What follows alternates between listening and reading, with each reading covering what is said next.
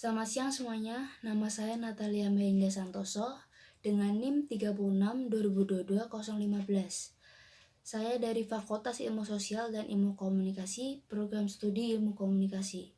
Di sini saya akan menjelaskan tentang tulisan yang telah saya buat yang mengangkat tema fenomena kemiskinan Indonesia yang mengkhawatirkan. Yang pertama saya akan menjelaskan tentang fenomena kemiskinan yang sering atau kerap kita dengar di Indonesia, yang tingkatannya juga sering bertambah dari tahun ke tahunnya. Kalau saya kutip dari World Population Review pada tahun 2020, Indonesia ini menempati posisi 73 dari 100 negara termiskin di dunia. Kalau sementara dari gfmac.com, Indonesia menempati posisi nomor 91 negara termiskin di dunia pada tahun 2022. Sebelum masuk lebih lanjut, saya akan menjelaskan tentang konsep kemiskinan. Di sini saya mengambil dari para ahli, yaitu Nimitz pada tahun 2011 dalam buku yang ditulis oleh Maipita pada tahun 2014. Definisinya yaitu kemiskinan adalah ketidakmampuan untuk membeli barang-barang kebutuhan dasar seperti makanan, pakaian, papan, dan obat-obatan. Sementara dari Kuncoro pada tahun 2000 dalam buku Tias tahun 2016, kemiskinan adalah ketidakmampuan untuk memenuhi standar hidup minimum. Jadi saya mengambil kesimpulan, kemiskinan adalah suatu keadaan di mana seseorang atau daerah tidak dapat meningkatkan kehidupan yang lebih layak atau bisa dikatakan tidak dapat meningkatkan standar hidup yang lebih baik. Kemiskinan ini juga diatur pada Undang-Undang Dasar, yaitu pada pasal 27 ayat 2, pasal 33, dan pasal 34 Undang-Undang Dasar 1945. Selanjutnya yaitu penyebab kemiskinan. Yang pertama yaitu tingkat pendidikan yang rendah. Jika kita memiliki tingkat pendidikan yang rendah, maka kita akan kurang ilmu, yaitu untuk bersaing nanti di dunia pekerjaan nantinya. Yang selanjutnya ada gaji rendah dan waktu kerja yang lama. Jika seseorang sudah bekerja dalam waktu yang lama, tapi dia hanya mendapatkan gaji yang rendah, orang itu akan lebih memilih untuk menjadi miskin. Yang selanjutnya yaitu tidak ada usaha sampingan, status ekonomi keluarga yang rendah, dan sifat manusia yang mudah menyerah atau tidak terampil, yang menjadi penyebab kemiskinan yang sering terjadi di Indonesia. Yang selanjutnya saya mengutip dari tokoh yaitu Soeharto pada tahun 2005. Dia mengatakan ada 3 faktor yang menyebab kemiskinan di Indonesia, yaitu faktor individu, faktor sosial, dan faktor kultural.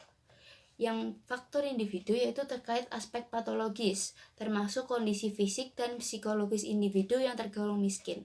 Orang miskin disebabkan oleh perilaku, pilihan, dan kemampuan dari individu yang miskin tersebut dalam menjalani kehidupan. Yang selanjutnya adalah faktor sosial. Di sini yaitu kondisi-kondisi lingkungan sekitar yang dapat menyebabkan kemiskinan.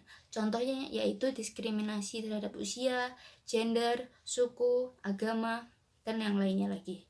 Juga faktor kondisi sosial dan ekonomi keluarga yang dapat menyebabkan kemiskinan antar generasi. Yang selanjutnya adalah faktor kultural, yaitu kondisi dan kualitas budaya. Karena orang miskin tersendiri itu memiliki budayanya sendiri, dengan mempunyai sikap yang malas, menyerah pada nasib atau fatalisme, tidak memiliki jiwa wirausaha, dan tidak ada keinginan untuk bekerja. Selanjutnya, saya mengutip dari Badan Pusat Statistik atau BPS di Indonesia. Pada tahun 2016, Indonesia itu memiliki 28,01 juta orang miskin di dunia pada bulan Maret. Pada bulan September terdapat 27,76 juta orang miskin. Pada tahun 2017 terdapat 27,77 juta orang miskin di Indonesia. Itu menurun secara dinamis sampai tahun 2019. Pada akhir tahun 2019 terdapat 24,79 juta orang miskin, dan itu bertambah secara drastis karena Indonesia terkena wabah corona pada tahun 2020 atau kita sering sebut dengan COVID-19. Itu langsung meningkat tajam pada bulan Maret, yaitu menjadi 26,42 juta orang miskin, dan akhir tahun 2020 terdapat 27,55 juta orang miskin di Indonesia. Yang selanjutnya saya akan menjelaskan tentang asumsi masyarakat. Dengan adanya fenomena kemiskinan ini, banyak masyarakat yang berasumsi mengenai kemiskinan seperti kemiskinan masih menjadi masalah besar di negeri ini, entah sampai kapan akan berakhir.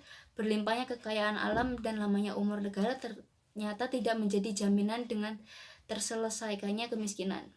Walaupun menurut data menunjukkan terjadi penurunan, tetap saja masih ada orang miskin. Padahal upaya penanggulangan kemiskinan sudah cukup banyak dilakukan.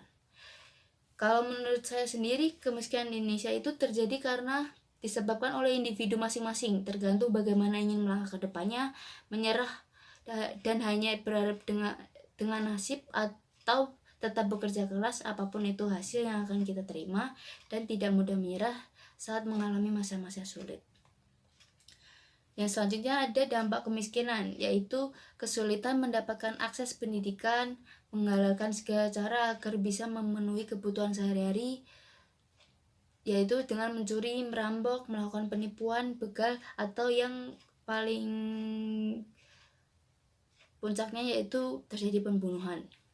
Dan selanjutnya ada pertumbuhan ekonomi di Indonesia akan berdampak. Dan selanjutnya ada meningkatkan tingkat pengangguran yang tinggi, bahkan dapat menyebabkan kasus kematian yang tinggi, dan masih banyak yang lainnya lagi. Oleh karena itu, cara menanggulangi kemiskinan ada banyak. Di sini saya akan mengambil beberapa contohnya, yaitu pertama, membantu orang di sekitar yang membutuhkan.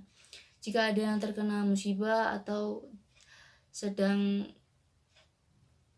mengalami masa-masa kesusahan, kita harus menolongnya supaya kemiskinan ini tidak akan terjadi nantinya. Yaitu selanjutnya ada selalu berusaha dan tidak menyerah untuk memenuhi kebutuhan hidup. Dan yang terakhir ada program pemerintah dalam menangani kemiskinan.